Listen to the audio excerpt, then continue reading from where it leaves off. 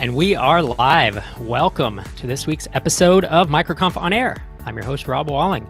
Every Wednesday, we live stream for about 30 minutes and we cover topics relating to building and growing startups that are ambitious, but they fit within the goals of our life, of not burning yourself out, of having good relationships and having purpose, finding freedom, and having that long-term mindset that we talk about at MicroConf on Startups for the Rest of Us and with, the bootstrapped, self-funded crowd that we hang out with.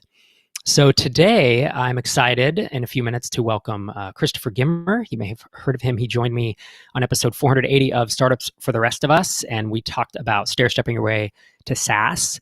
He also has done 2 MicroConf talks. He did an attendee talk called How We Generate 1,000 or more than 1,000 signups a week for our SaaS business. And that was back in, 2016 and 2019. So exciting stuff talking with Chris today.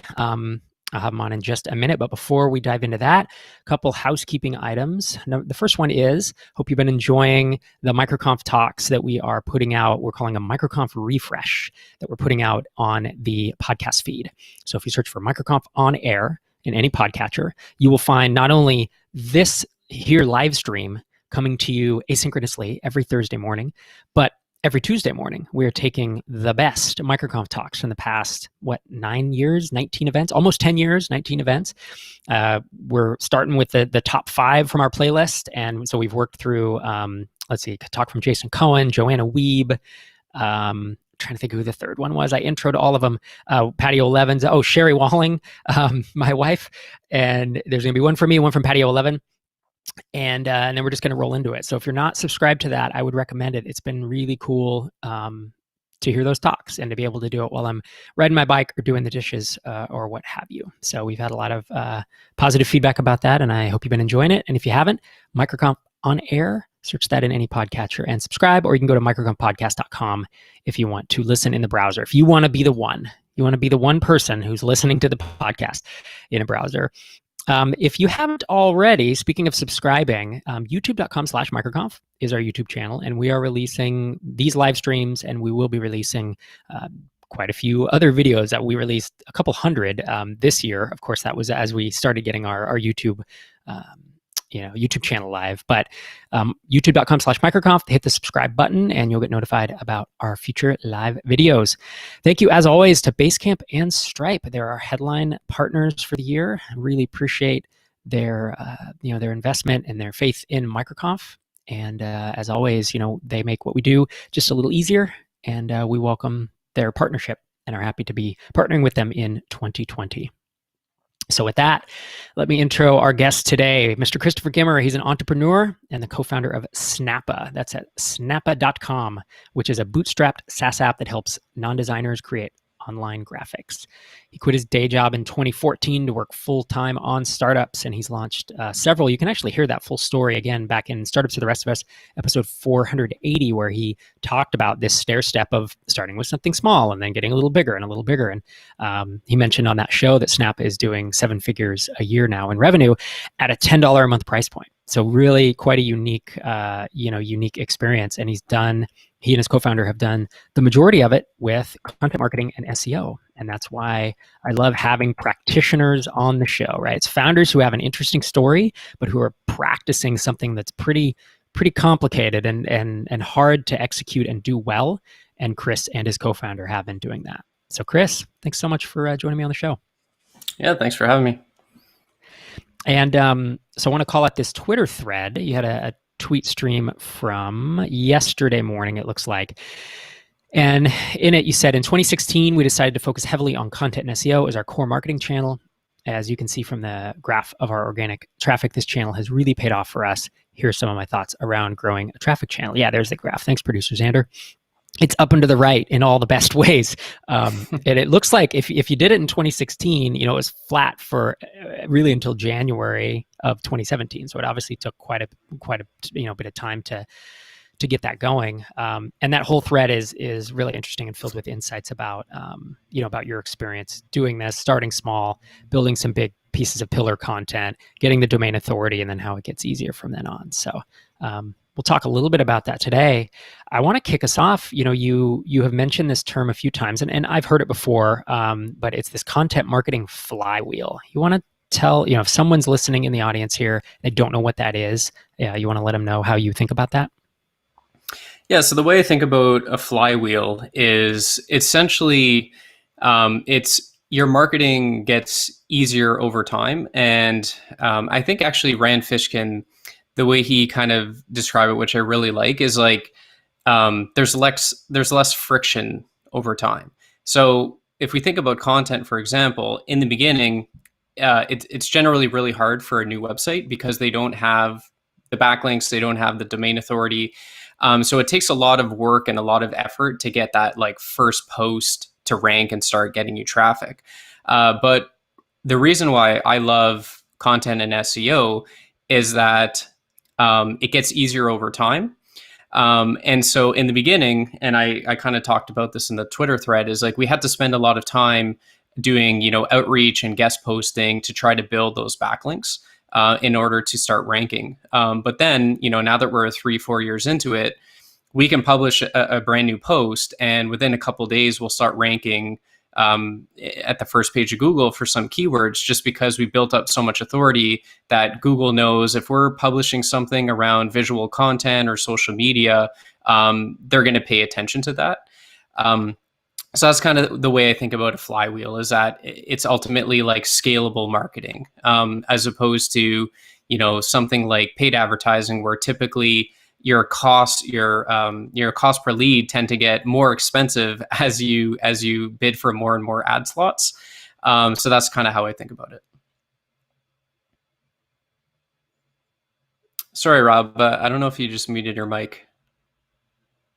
I did. Thank you. I always mute when I take a sip of tea and then I forgot. Thanks for that, Chris. We have several listener questions also coming in through Slack. If you're not in MicroConf Connect, you want to ask questions of this or a future live stream, go to microconfconnect.com and sign up. And then we have a MicroConf on air channel. We have, it looks like 3 or 4 questions already, and I will pepper those in as we go. I obviously have some more questions prepared for you, but I love the live interaction with the audience. So first question from Chris Echard. Sorry if I butchered the name, Chris. What are some of the pros and cons of having a lower priced product? Is SEO one of the only viable strategies for success for a $10 a month SaaS? Yeah, so obviously I'm speaking in general terms here. There's going to be exceptions to the rule. Pros is typically, when your product is only $10 a month, it's much easier to try things that are $10 a month, and there's not a lot of upfront commitment. So what you'll find is that, relative to like an enterprise SaaS, we have extremely high conversion rates from our homepage to a trial. But then the cons is the retention. So as you would expect, for the same reasons that it's so much easier to try a $10 product, typically what happens is they're usually tend to have lower retention rates compared to like an enterprise SaaS product. So I think, that's kind of the thing, is like you have to be aware of that. So if you're going to do a $10 per month product, you have to be really good on acquisition, because what you'll find is generally you'll probably be somewhere in the 5 to 10% churn rate range, maybe even higher than 10%, but 5 to 10% is pretty typical. So if you're not able to continue to acquire new users each and every month and have a scalable marketing strategy, you're probably going to start to plateau and struggle a little bit. Yeah, the 3 the 3 marketing strategies that I know of that can work with a really low price product, whether it's $10 a month SaaS or whether it's a $5 iOS app, are 2 of which you're doing: content marketing, SEO, which are, although they're interlinked, they're not necessarily the same. And SEO can be ranking in Google, it can be ranking in the iOS App Store, it can be ranking in Amazon, it can be ranking in YouTube, it can be, and we can name 20 WordPress plugin repo, we can name 20 places where SEO applies. It's not just Google. So content, SEO, and virality, right? That's where Dropbox had a big thing there. And, people referring other folks is the other one, because they effectively have to be free or almost free. As you said, you can't really do paid advertising when you're charging $10 a month. It would be a limited time. You'd have to find a new ad network that was cheap for, and then the window would close. Our next question is from Patrick Foley. He says, should you try Let's see. So to start out, should you try for SEO or should you just write good content and let the SEO take care of itself for a while? So again, my response might be a bit counterintuitive against the mainstream. I really like the strategy of focusing early on 1 to 3 pieces of like cornerstone content, bottom of the funnel stuff. So basically, you want to ask yourself, if someone were to land on this blog post, would they potentially sign up for my product or service? And essentially, you want to look for keywords that have fairly high search volume related to your lifetime value. So if you're selling enterprise SaaS that's like $1,000 a month, then obviously you don't need to have that much search volume, because even if a couple of those convert, like, you're golden. Whereas, a product like ours, we need, ideally we're looking for search volumes in the, hundreds and ideally thousands. And then you want to look for fairly low or low enough competition that it's not going to be impossible. And then you just want to create much better content than what's currently ranking, and then actually effectively promote those content. Once you have those, 2 to 3 pieces of content that are ranking and doing well, then you can start publishing on a more frequent basis. But I'm really not a fan of I'm just going to write 1 blog post per week and hope that in 3 months' time it's going to catch on. I generally think that's a bad strategy. When you're a HubSpot and you've got, an army domain authority, then you can start publishing 3 to 5 posts a week and not have to do too much on the content promotion side. Yeah, I think that's a really good point that I think a lot of folks miss, is the fact that you need the domain authority to rank these days. And it didn't necessarily used to be the case, 5, 10, more like 10 or 15 years ago. This strategy that people, hey, I'm just going to throw a bunch of stuff at the wall and see what sticks, it did work, but this stuff changes and it becomes more competitive. So wise words, sir. All right, next question is from, it's from Forrest. He says, what are some things to look for, or any advice you might share on hiring someone for an SEO/content marketing position? What do you think? It's a good question. It's hard when you do it all yourself. Yeah. Yeah. So one thing I will say, what we do is we've hired a really good freelance writer. When I think of content marketing, I think it could be split into 2 roles. You need someone who's really good with SEO. So doing the keyword research, identifying what keywords would work really well. Obviously making sure all the on-page SEO stuff is good. And then you have people that are just really good writers. And I know for myself, it takes me so long to write a piece of content.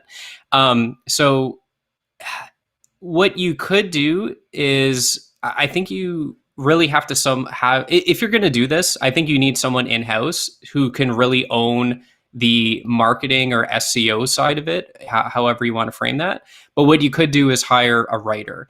One of my favorite ways to do that is look at some of the industry blogs. So for example, what we did was we looked on like Social Media Examiner and some of those industry social media sites, and we looked at the people that were writing for those blogs. And then we basically reached out to one of the writers who we noticed was continually writing really good stuff and was really one of the popular freelance writers. And then she's been writing for us for like 3 years. So that would be one good piece of advice that I would give in terms of like finding really good writers. And on the writing side, I also think like I'd rather pay up a little bit for quality than just outsourcing it to like some developing country for, 5 cents a word or 2 cents a word. Like Rob just mentioned before, it's getting a lot more competitive now. So you really need to make sure that the quality is there. Yeah, quality is a big piece of it. I did used to. It was in specific niches, especially. It was pretty easy to rank. Excuse me, and you could have lower quality content. But man, I don't know of many big ones now that, or even small niches where that works anymore.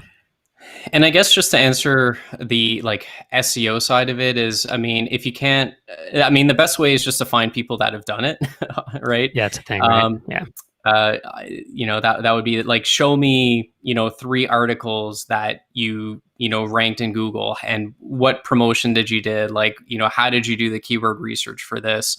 I would ask them questions like, how would you go and promote this piece of content? How would you do keyword research for 3 new pieces of content that we wanted to write for our blog, and just make sure that they know what they're doing. Yep. All right. You may have already answered this question, but it came in before we started. It's from Pablo. He says, what do we do after having the 3 pieces of content and the landing pages? Because you talked about that in your Twitter thread, and then just now. I think you said that's when you can start publishing on a more regular basis? Yeah. So just to put this in very practical terms, so what we did with Snappa is, so we're a graphic design tool, and you can use our tool to create like Twitter headers and Facebook covers and all that kind of stuff. So one of the first keywords that we identified was Twitter header size. We found that a lot of people were searching for what the Twitter header size was. And naturally, if someone's searching for what the Twitter header size is, there's a good chance that some of those people will actually need to create a Twitter header. So before we actually started out with the kind of like 1 blog post per week, and then we realized it wasn't working and we scrapped it. And this is why, like, I've done both things and I can tell you which one works.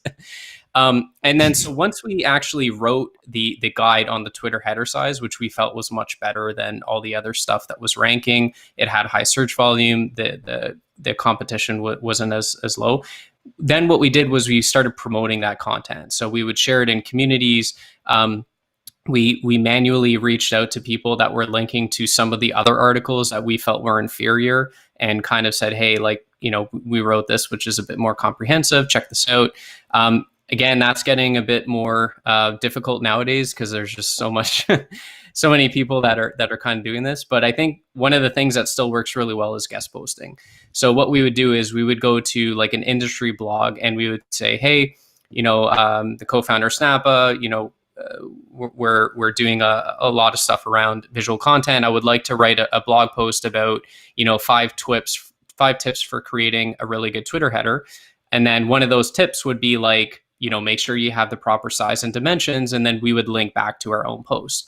And then once we started building those backlinks, essentially what happened is the blog post started ranking for Google for Twitter header size. And then once we did that, we did the same thing for Facebook cover size. And then we just went down the list. And then eventually what happens is once you start building those backlinks, your domain authority starts going up. Then you can start increasing that publishing frequency, and start adding more blog posts. And then, like I said, it starts to become a flywheel, right? So each blog post naturally becomes easier to rank than the one before that. Yep. Yeah, that makes a lot of sense. And we've danced around this topic a little bit, but we've mentioned content marketing and we mentioned SEO, and they're related, but they're not the same thing. And I'm wondering the way you think about how they relate. Like, is the main benefit of the content marketing that you're doing the long-term organic traffic, or do you also view the content marketing as, hey, we're going to do a big social push, we're going to email the list, we want to get a spike, a short-term content marketing spike for every piece of content in addition to the long-term organic traffic? So the way I think about it is that they all feed off each other. So the thing with SEO is that it's much more difficult to get backlinks to what I would call a commercial page. So obviously we have our homepage at snappa.com. And then we have like landing pages for the specific use cases of our product. So we'll have a landing page that will rank for like Twitter header maker, and we'll have a landing page that ranks for Facebook cover maker. But because those more like commercial pages, it's harder to get backlinks to those. So it's a lot easier to get backlinks to an article about the Facebook cover size. But then in that article where we're talking about the Facebook cover size, naturally we'll link to our own page about the Facebook cover maker. And essentially what you're doing is whenever you get a backlink to a blog post, that is only going to help your overall domain authority and all of the other pages on your site, as long as it's properly linked together. So that's kind of how I see the long-term benefits, is that even if you're not getting like a ton of leads directly from that specific blog post, the fact that you're getting backlinks to individual blog posts is also going to help your overall domain authority, which will help you, increase your search results for those other landing pages and your homepage and all that kind of stuff. So it all feeds into one another. Very cool. We have a question from YouTube from Brian Rhodes. He says, how do you think about competition? I'd guess Canva gives you a run for the money. How do you compete with them? I presume they have funding. He mentions Guy Kawasaki. I don't know much about Canva. I don't know that I've used it, but broad question, how do you think about competition? And I think narrow question is like in terms of competing with a specific competitor like Canva. Yeah, so Canva's they have boatloads of funding now. They're a really big competitor. So obviously being bootstrapped, we can't like compete with them head on. So if you use Canva, you can create wedding invitations and restaurant menus and magazine covers and all that kind of stuff. So what we've done is we focus purely on the B2B vertical. So we're only focusing on the small, medium businesses because that's where the commercial intent is. There's not really much point of us. And again, it makes sense for Canva because they have tons of funding and they have the team and resources to be able to go after like every single person that needs to create a design. So in terms of going against funded competitors, especially, you kind of have to like pick your lane and pick the niche that you want to that you want to target. We also focus strictly on online graphics, and we don't do print. And so that enables us to keep the tool really quick, easy to use, and really fast. So again, we basically just decided, like, how can we differentiate? As a bootstrap company, we don't need to, become $1 billion unicorn. And so, yeah, so we just identified where we think that we can differentiate ourselves, and then focus on that. Yeah, often, I've talked about this for years, starting in 2008, but like my book 2010, a big start small, stay small, big thing is like pick a niche, because big ass competitors who have to get big to succeed, because once you raise 10, 20, 30 million, you have to get huge.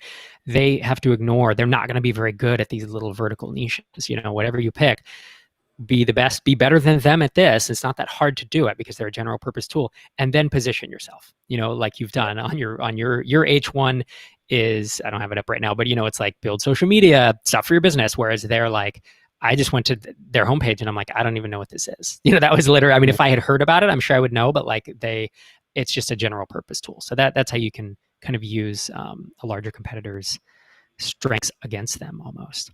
Mm-hmm. All right. Another question, a question I had is, I think one that comes up commonly when folks are doing a lot of SEO, a lot of content marketing and SEO. What about the risks? How are you concerned about the risks of having all your eggs in one basket, namely Google? Because Google is known to just smack down and whether they accidentally stomp all over your business model. I've had entire businesses just wiped out of existence because it was 90% SEO, mm-hmm. and we know of others that have happened. So how do you think about that? How do you guard against it? Does it keep you up at night? Yeah, it's a good question. So a couple things. So obviously, like we've grown pretty much primarily through organic SEO, but we do have a couple other channels. So like our direct channel is pretty good. We have pretty good word of mouth because of our free plan. We have some affiliate stuff, but yeah, the majority is through organic and SEO. The way I would think about it is, what I found is, a lot of the people who get the ban hammer or get crushed, is a lot of them are doing kind of gray hat stuff. So if you're building a business for the long term, is like you just really want to stay firmly on the white hat side. So like we've never done private blog networks. We don't do like link exchanges. Basically just let alone black hat. Like we don't even venture into the gray hat stuff. The other thing is, I think, the stuff that we're writing is like it's really valuable stuff. And the one thing with Google is, I think they tend to go after like really big lucrative industries. So travel is one where I think a lot of, like Expedia and Yelp and some of those industries have kind of been affected by that. But it's like, is Google really going to come after, social media graphics and come down on us? Like, sure, the risk is always there. So I think it's kind of like a niche by niche and case by case basis. But I think in terms of like general advice is like, you always want to try to diversify your traffic in some way. You don't want to just have one blog post that's bringing you like all of your traffic, or one landing page. That's why, again, you want to up that frequency. You want to get more than one blog page that's ranking. You want to get your landing pages going. We're adding YouTube into the mix now, so you want to eventually broaden that funnel as wide as you can. Very cool, sir. And in the couple minutes we have left, we've had a lot of good participation today, good listener questions coming in. I think we have another one we may not have time to get to, but I wanted to find out more about your YouTube strategy. You mentioned offline that with Snappa, you guys are poking your head into the YouTube funnel because it's just it's the second largest search engine by volume, right? Yeah. So kind of why wouldn't you if you're already good at this other thing? So I'm curious to hear how you guys are thinking about that. What's your mental framework and how you're pushing into YouTube from essentially a cold start, I'm assuming.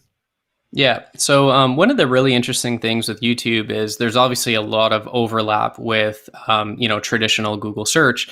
And we started noticing, especially that, now when you search for a keyword like, how to create a thumbnail, sometimes like the top 3 results, even in Google, are like actually YouTube videos. And the other thing is that because we're already getting so much traffic from a lot of our blog posts, what we started doing was like embedding YouTube videos within those blog posts. And then those start ranking kind of in YouTube on their own. So, we kind of looked at, Google search is doing really well, and YouTube is just a really natural, additional layer to that flywheel that you can build out. That's kind of been one of our goals for 2020. And, in the last 90 days, I think our channel had like a couple hundred, subscribers, and now it's at like 22 or 2,300. Some of our recent videos are pulling in like 30, 40,000 views. And so it's, we're definitely seeing some like really, really good early results with that. I don't know if you want me to go into some of the things we felt has been working for us. Yeah, I think so. We got 1 or 2 minutes. Let's roll into it. Sure. I actually asked Nick. He's doing a lot of our videos. I was like, "Hey, I'm gonna do MicroConf on air," so he gave me a bunch of stuff. Cool. So a couple things is, obviously you want to do keyword research similar to how you would do it for regular SEO, and obviously it's going to be a bit different. Ahrefs even actually has like keyword research specifically for YouTube, which you can check out. One tool that's been really helpful is called vidIQ, and essentially what you can do is you can go on competitor videos and see what tags they're using, and that's been pretty solid. And then the other thing that he was mentioning has worked really well is to actually script out your videos ahead of time. Because what Google's or YouTube's doing now is they can actually essentially figure out, or they're actually like transcribing your videos to actually figure out what your video is about. Whereas before they would almost rely primarily on like the tags and the title of your videos or whatever. So you want to make sure that ahead of time you kind of are sprinkling in and saying the right stuff. Have a really good consistent flow and very clear audio. Obviously, nowadays, like, again, the bar is just being set a lot higher on YouTube. So you want to make sure like video is very clear. You want to have a professional mic, which, you can buy for like $100 nowadays. And then in terms of the promotion thing, one of the things that has helped really, really well for us is utilizing our email list. So, whenever we create a YouTube video, we'll email our list and we'll send them directly to that YouTube video. And so when YouTube is detecting that like early engagement and people are liking it, they're going to be much more willing to kind of show that in the feed and bring your video up in the search results. So those are some of the things that have worked for us, and obviously having a really good thumbnail. Yeah, we've learned that as well. Very cool, man. I appreciate that. And if folks are trying to up their game with audio and video, there's something called the Soapbox Station. That's actually what I'm using here. And there's a $500 or $600 version of it. It's from Wistia, and they have a shopping list, and you buy all the parts and just hammer it into a wooden box in essence, and you can carry it around. I've also seen this Moran's professional turret that's like $200-$300. I think the audio or the video quality is good. But anyways, there's such inexpensive ways these days to it's crazy. Up the game. Yeah, it's really nice. So, well, sir, thank you so much for taking the time to join me today, and thanks for all your tips. I know we could keep going for quite some time, but I'm going to take us out here halfway past the hour. If folks want to keep up with you, they should hit Twitter and look for Gimmer, and of course Snappa.com, and check out the blog and all the stuff that you've been working on. Coming up next week, we have Rand Fishkin, and we'll be talking about spelunking for web marketing opportunities. Rand is the co-founder of Moz and the founder of SparkToro, and author of Lost and Founder. And he's got always has unique insights to share. So really looking forward to seeing you back here, same time, same place next week, microconfonair.com. See ya.